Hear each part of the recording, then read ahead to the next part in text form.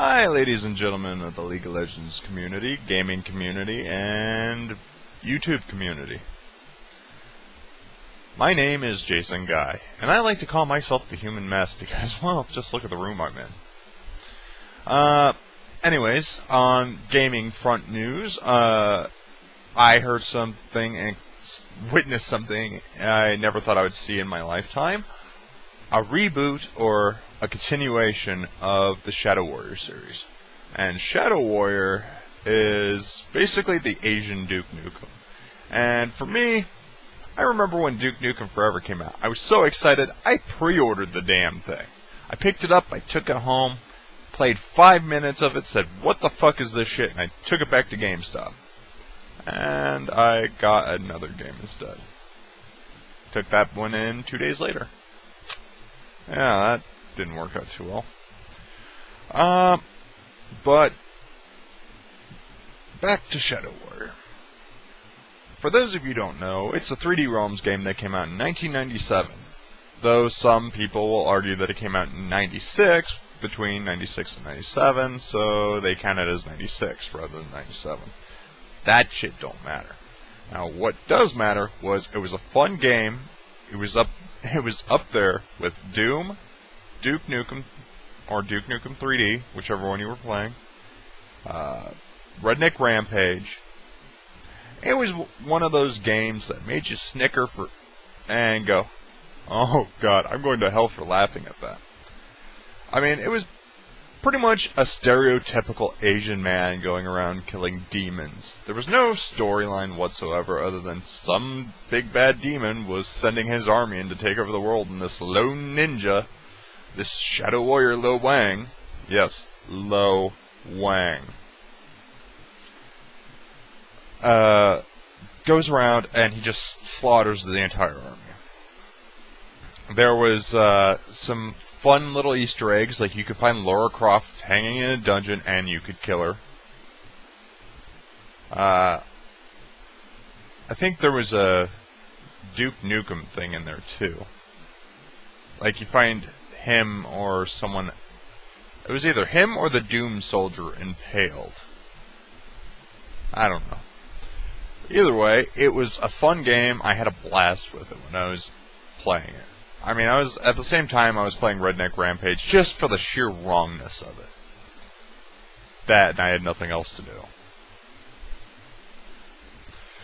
But when I heard they were having a reboot of it, I instantly thought I had war flashbacks to fucking Duke Nukem Forever. And I was like, maybe this was not a good idea. And then I saw what they were doing with it. It's a prequel to the original Shadow Warrior, showing how he got to where he was. How he got to be how he is. And I was kind of blown away by the graphics. Now, I say that, and then I think back to Aliens Colonial Marines, which I pre-ordered that shit and then instantly canceled it when I saw what they actually did with it. On all consoles. The day, well, not really canceled. I exchanged it because I paid full price. You know, I went in like for 2 weeks, dropping off, you know, money here and there, and I paid it off completely. And when it came out, and I saw, me and my friend were, well, he played it first, and then you know, when they called me and said, hey, we have a copy in, because it was pretty much, they ran out of copies. They had a first delivery of copies. I watched him play his copy. And I said, can I exchange this for something else? The game's not good. They're like, what do you mean? He's like, my friend beat it in 2 hours after he got it in the morning. Because I think they had a midnight release for it in my neck of the woods. And I watched him play it. And he beat it in 2 hours. So, the graphics weren't good, stuff like that. But these graphics from the video look amazing. I watched some gameplay demo from an E3 video, and I got really excited. Now, they're not going to do like they did before with the constant one-liners. You're going to have him, And they're taking away some of the Asian stereotype that the original had. But that was kind of the core mechanic of the original. You wanted to hear him say something nasty and foul that would make you snicker and think you're going to hell for laughing at him. Same goes with Redneck Rampage. Now, I have a wish list in my head of stuff that I would like to see rebooted. Redneck Rampage, Shadowware, which I can cross that off the list, Dungeon Keeper, Ground Control, for those who are into RTS's Ground Control, Earth 2150, Earth 2160. I'd like to see an updated version of, I think I said System Shock already, didn't I? System Shock. Because you can get mods for like System Shock 2 that make it look all shiny, but it hasn't really gone anywhere past that. I mean, technology has advanced. People have, I hope, learned from their mistakes in making these games. But I'm not counting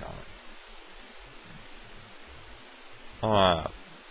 Because there's a lot of stuff that us gamers who grew up in like the 90s playing games instead of, oh, there was nothing before Halo. Fuck yourself, kid. Before all these 9-year-olds started playing games, we had a pretty loyal group. We had the Blood kids, the kids who played the Blood games. We had the Counter-Strike kids. We had the kids who played the obscure games or the cult following games, like Shadow Warrior, System Shock, stuff like that. But some of us want to remember. And then we look over and go, "Oh, Duke Nukem Forever."